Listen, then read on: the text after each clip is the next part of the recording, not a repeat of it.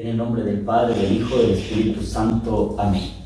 Aquí estamos una vez más, Señor Jesús, para ponernos en tus manos que nos están esperando siempre, para dejarnos iluminar por la fuerza del Espíritu Santo y dejarnos guiar por ti, para cumplir una misión de llevar la palabra, de sanar los corazones heridos y de ayudar en la construcción del reino de justicia, reino de paz, reino de amor. Ponemos en tus manos, Señor, la vida de cada una y cada uno de nuestros hermanos hondureños, especialmente aquellos que están sufriendo de lo que han sido detectados con esta enfermedad, para que tú les des fortaleza y les devuelva la salud, si esa es tu santa voluntad. Por Jesucristo nuestro Señor. Amén.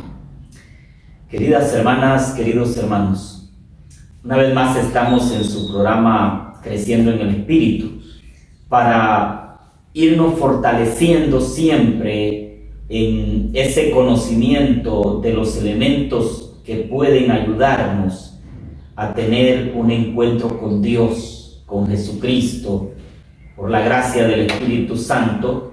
Hoy quiero compartir con ustedes el programa Confirma a tus hermanos. Parto de esto porque no va a tener sentido que tengamos conocimiento del Espíritu, que tengamos conocimiento de la palabra de Dios, si no lo ponemos o no lo llevamos a la práctica. Hay tantas personas que tienen muchos conocimientos, que tienen muchos títulos y que han estudiado tantas cosas y saben tanto, pero egoístamente lo saben solo para ellos, no lo comparten, no lo dan a conocer a los demás. Entonces yo quiero en esta ocasión decirles a ustedes que todo lo que nosotros hemos recibido, dones, carismas, frutos del Espíritu y todo lo que hemos vivido, tiene para nosotros una misión, un compromiso, y a eso es lo que el Señor Jesús nos llama.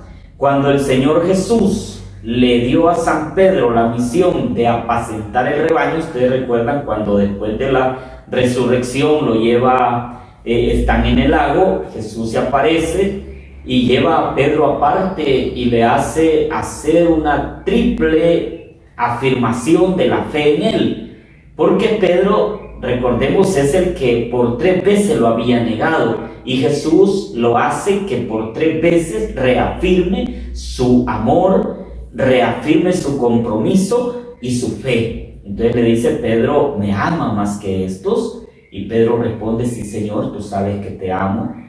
Apacienta mis ovejas, cuida mis ovejas, apacienta mis corderos. Cuando Pedro recibe ese llamado de apacentar que significa cuidar, que significa estar, que significa alimentar, lo que hace un buen pastor, lo tiene que hacer Pedro. Entonces también el Señor le dice: y confirma mis hermanos en la fe. Le da la preparación necesaria para que pueda hacerlo, y esa preparación también la vamos a necesitar a lo largo de la historia de la salvación obrada por Jesucristo, todos y cada uno de nosotros los cristianos, por medio de diferentes oficios, diferentes funciones, diferentes carismas, participamos en ese mismo cumplimiento de la misión que Jesucristo nos ha encomendado como iglesia que somos. Quiero que hoy meditemos, mis hermanas y hermanos, 4 pilares fundamentales que sostuvieron a Pedro y que deben también sostenernos a nosotros en el cumplimiento de esa misión, en la fidelidad, en la entrega, en el compromiso, incluso hasta la muerte, porque Jesús es obediente hasta la muerte y muerte de cruz para salvarnos.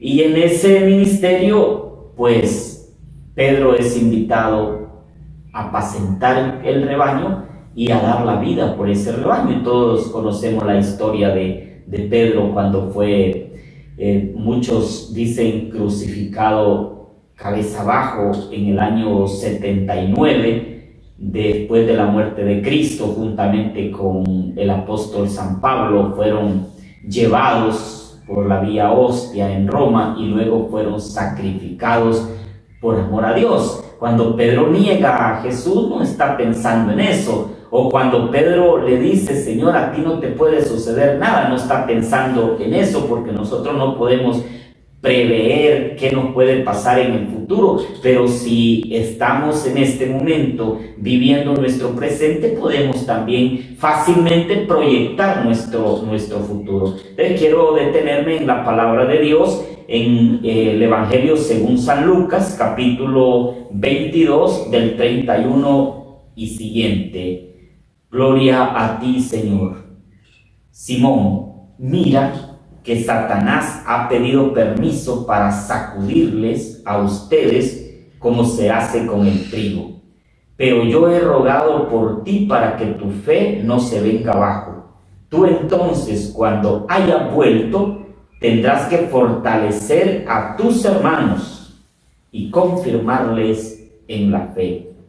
Pedro dijo, Señor, estoy listo para acompañar a la pasión y a la muerte. Palabra del Señor.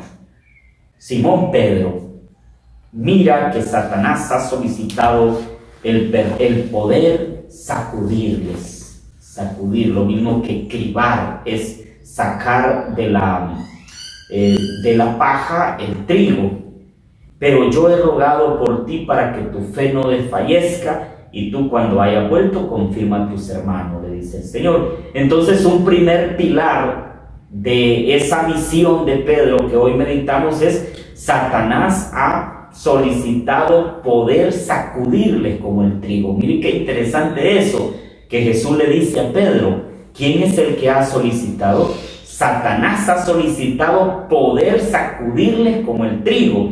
Le está diciendo en otras palabras, como lo dice la carta del apóstol San Pablo a los Efesios, estamos ante una verdadera batalla espiritual, donde dice el apóstol San Pablo a los Efesios que necesitamos las armaduras de la luz para hacerle frente a las flechas incendiarias del demonio, dice, que quieren venir a derrotar la vida espiritual del hombre. Entonces, precisamente el enemigo de Dios y de los hombres, el enemigo común, como lo definimos, es el diablo, y que no nos sorprenda que él quiere, como dice el Evangelio según San Juan, robar, matar y destruir en la vida del hombre. Nos roba la paz, nos mata el espíritu y también nos destruye el alma. Y él es el que va a oponerse, a tratar de impedir todo el bien, como lo está haciendo ahora, todo el bien que uno pueda hacer en nombre de Dios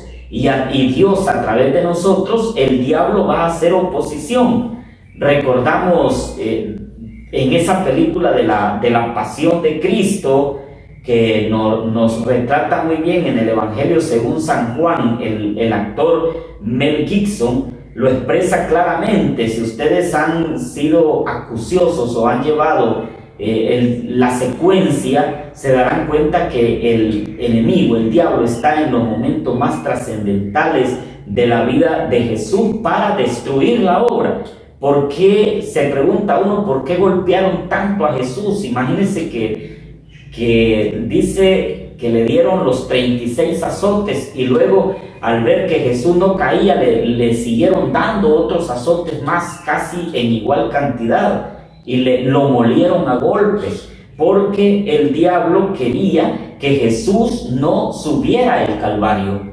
Deseaba que Jesús no llegara al Calvario, y también deseaba que Jesús no fuera crucificado, porque él sabía que si Jesús subía al Calvario con la cruz y era crucificado en esa cruz, con esa misma arma del Imperio Romano, sería derrotado el poder de este mundo y el poder del demonio también, porque ahí se derrotan dos poderes. Se derrota el poder material del Imperio Romano con sus mismas armas, que es la cruz, porque no solamente es a Jesús a quien crucifican. Los romanos crucificaban cualquier cantidad de personas todos los días. Entonces, con su misma arma, he derrotado el imperio, y con esa misma arma he derrotado también el mal en la vida espiritual, podemos decirlo así, porque nosotros creemos que la cruz no es signo de maldición, ni tampoco es signo de muerte, sino es signo de vida y es signo de victoria, porque ahí fue clavada la vida. Y allí, esa vida clavada, que es la vida de Jesucristo, su sangre derramada por cada uno de nosotros, nos ha limpiado de todo pecado. Eso es lo que nosotros consideramos, y por eso adoramos esa divina presencia de Jesús en la cruz, ¿verdad? Entonces, por eso Satanás no logró su proyecto. Y por eso está enojado, como lo canta muy bien, con el hombre de manera especial, porque a él no se le dio otra oportunidad. Al hombre se le da 1, 2, 3, 1000 oportunidades. Si el hombre peca, vuelve nuevamente a limpiarse y a ponerse en gracia de Dios, porque Dios le dice: vamos a ver cómo es esta situación tuya, a ver quién se cansa primero, si usted de pecar o yo de perdonar, le dice Dios. Y al final nos damos cuenta que el hombre se cansará de pecar, pero Dios jamás se va a cansar de perdonar, porque Dios es perdón, porque Dios es amor. Por eso el diablo quería que Jesús muriera antes de llegar a la cruz, donde iba a redimir a la humanidad, a la creación entera, y quería matarlo antes, pero no pudo lograrlo, porque Jesús tenía bien clara su misión. Él sabía que iba a ser Salvador del mundo, tal y como lo afirma el Catecismo en el numeral 394. Entonces, nosotros somos continuadores de la misión de Jesucristo, y el enemigo sabe todo el bien que el Señor está haciendo y va a seguir haciendo en cada una y en cada uno de nosotros. Por eso precisamente va aprovechándose de todo obstáculo, de toda limitación, de toda oposición que vamos a encontrar en nuestro camino, para desanimarnos, para sacudirnos, para derribarnos. Y note esto usted, que le dice el Señor a Pedro: Satanás ha solicitado poder sacudirle como trigo, para darnos cuenta que él no es la cizaña la que va a sacudir, porque también recordemos el pasaje del trigo y la cizaña. Él va a sacudir el trigo, y el trigo es el buen cristiano. Aunque Satanás actúe en el mundo por odio contra Dios y su reino en Jesucristo, y aunque su acción cause graves daños a la naturaleza espiritual del hombre, naturaleza física, naturaleza mental, naturaleza espiritual, en cada hombre y en la sociedad entera, siempre la providencia divina estará acompañando al hombre. En esta situación muchas personas dirán: pero ¿por qué sufro?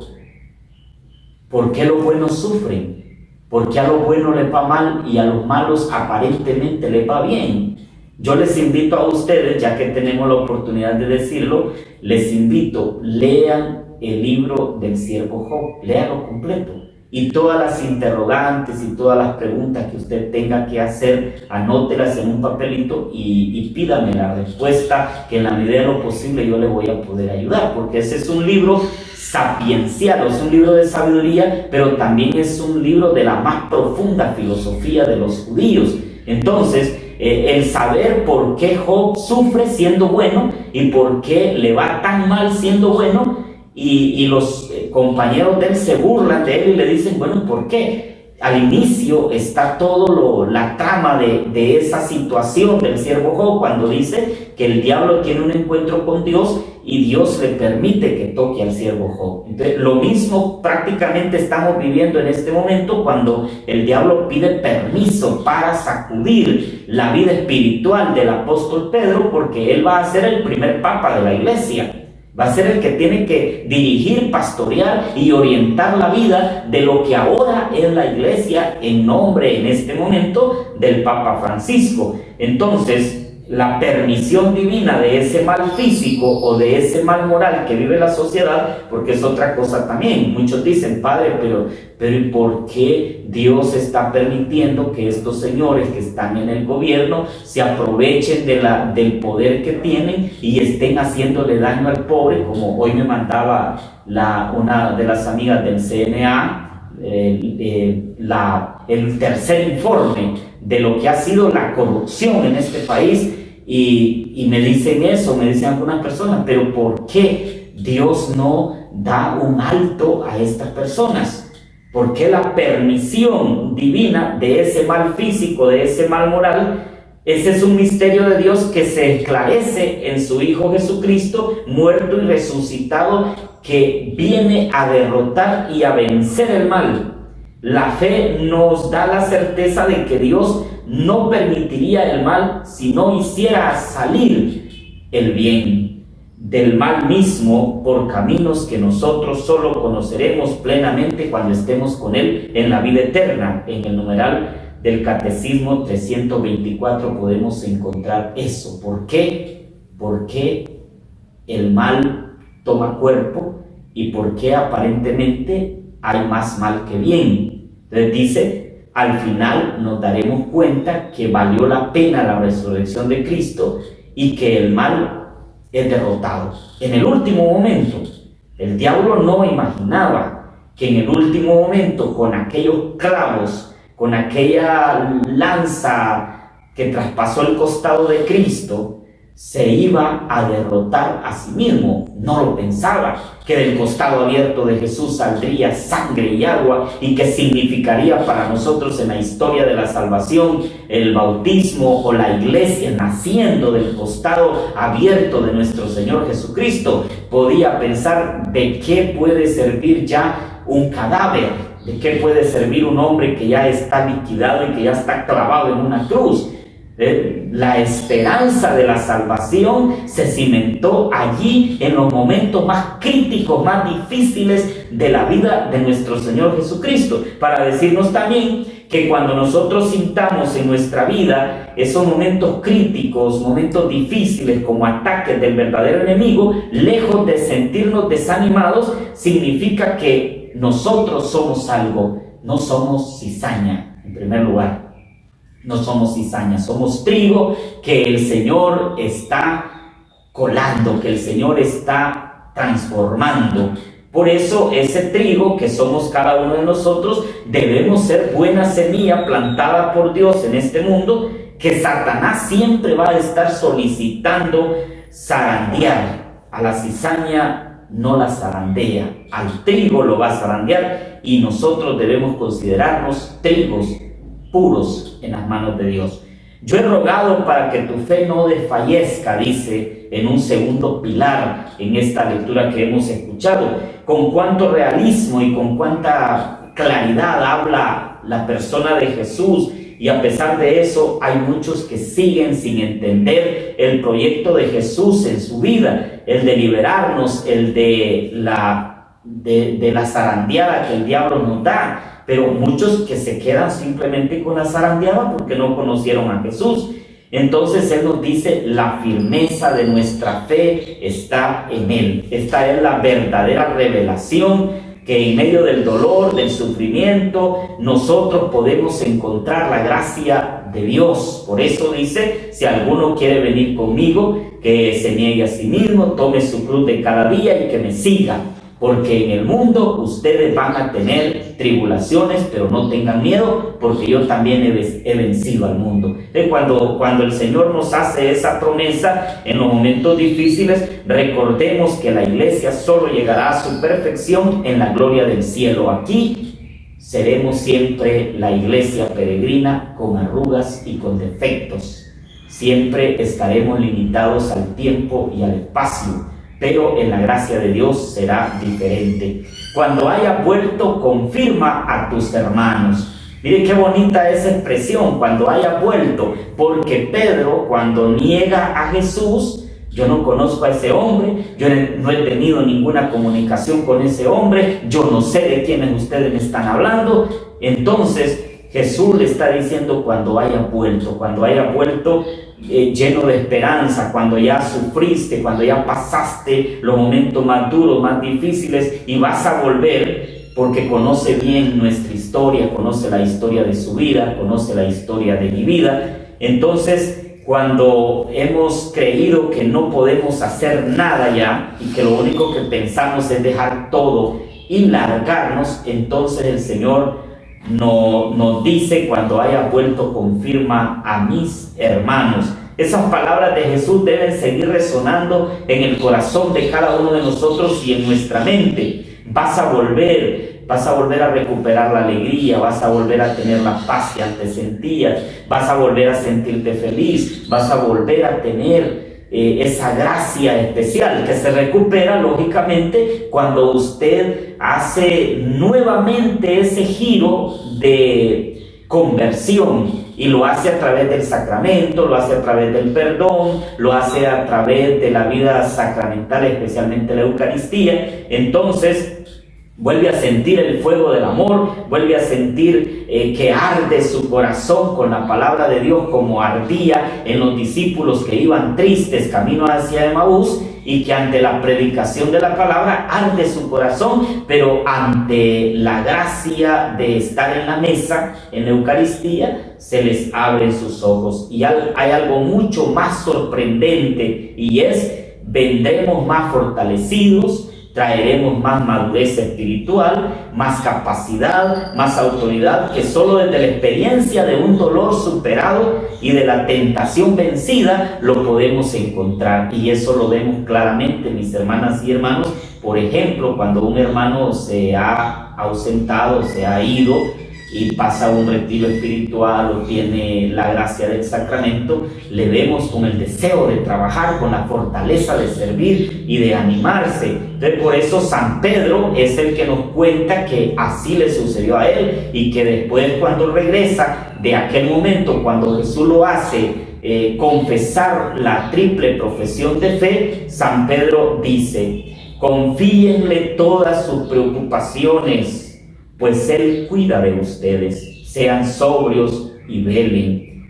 Su adversario, el adversario común, el diablo, ronda como un león rugiente buscando a quien devorar. Ustedes deben resistirle firmes en la fe, sabiendo que sus hermanos que están en el mundo soportan esos mismos sufrimientos. El Dios de toda gracia, el que les ha llamado a su eterna gloria en Cristo, después de breve sufrimiento, les va a fortalecer, afianzará, robustecerá y va a consolidar a Él en el poder por los siglos de los siglos. Amén. Palabra de Dios, te alabamos, Señor. Primera de Pedro 5, 7, 11 nos dice: confíenle todas sus preocupaciones a Él, pero también ustedes hagan su parte, sean sobrios, velen. Velen significa oren, manténganse firmes, porque tienen que resistirle al maligno. Entonces, los sufrimientos son breves,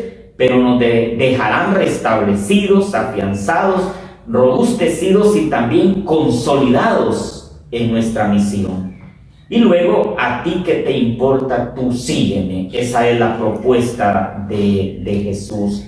Si yo quiero que se quede hasta que yo vuelva, a ti que te importa, tú sígueme. Se refiere cuando Pedro le dice: Señor, y este que nos viene siguiendo, que es Juan, lógicamente, ¿verdad? Juan va detrás para ver qué Jesús le va a decir a Pedro. Me imagino que estará pensando que hay alguna herencia para él y se la va a dar, y va atrás de él. Entonces le dice: bueno, la herencia es cuando tú eras joven, tú mismo te ceñías tu cintura, ibas donde querías, y cuando seas viejo, otro te ceñirá la cintura y te llevará a donde no quieras ir. Dice el evangelista Juan, refiriéndose a qué tipo de muerte Pedro iba a ser sometido para darle gloria a Dios. Entonces, en ese sentido, mis hermanas y hermanos, cuando el Señor te dice: tú sígueme, no debe haber de nosotros una condicionante al seguimiento. Yo le sigo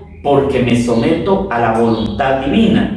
Esas son las últimas palabras en el Evangelio de Juan 19:20, que Jesús le dijo a Pedro, al menos lo que consta en el Evangelio, seguramente quedaron grabadas en su corazón, como deben grabarse también en el corazón de nosotros. Tú sígueme. Pedro caminaba detrás del maestro, pero se vuelve tras y ve que Juan lo va siguiendo, y por eso es que dice, entonces quédate con la gracia de Dios, avanza con la misericordia de Dios, porque el Señor tiene para ti gran propuesta de amor, una misión especial que no podemos nosotros, mis hermanas y hermanos, cumplirla por sí solos. Necesariamente tiene que estar la gracia de Dios en nuestras vidas.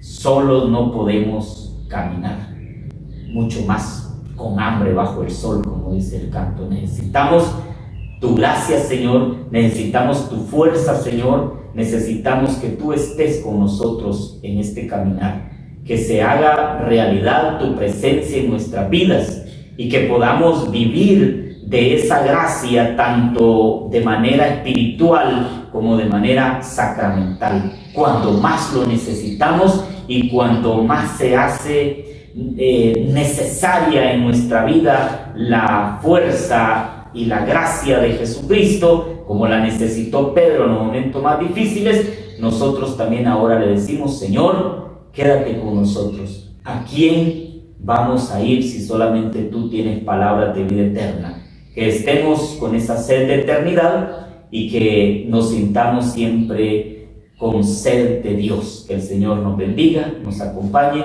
nos fortalezca y nos guíe en el caminar, en la misión y en el trabajo que se nos ha encomendado. Feliz día a todas y a todos.